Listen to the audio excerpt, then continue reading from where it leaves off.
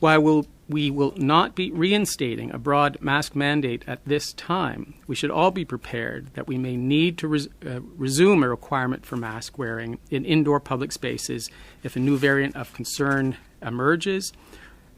Ontario's COVID-19 mask obsession. Hi, I'm Brian Lilley, political columnist with the Toronto Sun. We have hit peak mask mania here in Ontario.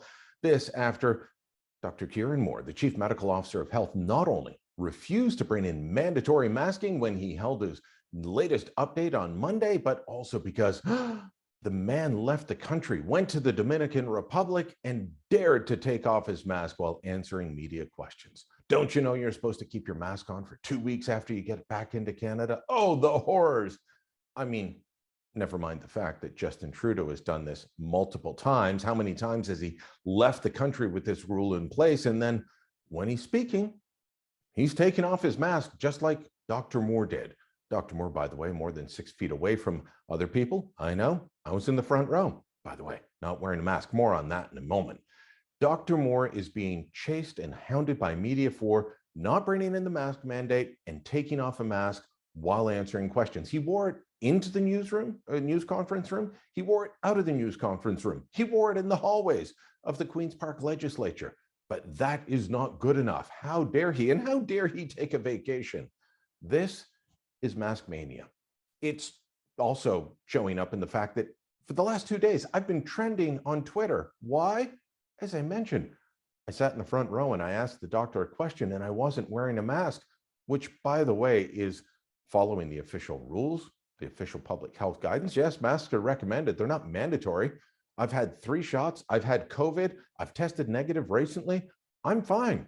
But no, you've got to wear a mask everywhere you go for the mask zealots. Thus, I've been trending for 2 days on Twitter with people calling me all kinds of names driven by the liberal woke mob who thinks that we're all going to die if we don't wear masks. Again, Justin Trudeau, yeah, doesn't wear masks while he's in Europe, just when he's at home here in Canada. And speaking of liberals, it was the Liberals in the NDP that started calling for mask mandates to be resumed last week. They said mandatory masking had to come back, yet here's NDP leader Andrea Horwath hugging star candidate Kristen Wong-Tam at an event and posting the photo online for all to see. Neither one of them's wearing a mask. That's pretty close contact with the embrace there. What about the Ontario Liberals? Stephen Del Duca was at a fundraiser the day that he called for the masks to be made mandatory again. Now, if you look at the photo, he and the candidates are masked, but the people behind them, they're not. I live and work around Queen's Park. I've seen top Liberals not wearing masks in places where you could, like the Blue Jays game last week. Top Liberal not wearing a mask.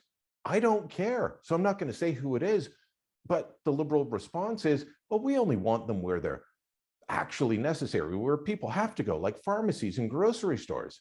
I'm sorry, but walking past you in the soup aisle to grab a can of Chunky is more dangerous than 60,000 people clapping, cheering, yelling, speaking moistly, side by each at a Jays game. I'm just not buying it. This is mass theater. This is people losing their collectivist little minds over mask rules. If you want to wear one, you still can. And around me, most people still are in downtown Toronto. Where you live in Ontario, it may be different, but you have the choice, and people are exercising their choice based on their own risk assessments. That's what we need to be doing. And as I wrote in a recent column, Dr. Moore has described who's at risk. It's mostly older people with immune compromising conditions, and it's not kids in school. Everyone needs to learn how to relax and stop acting like it's March 2020 and COVID is a new disease we all have to lock ourselves in our homes for.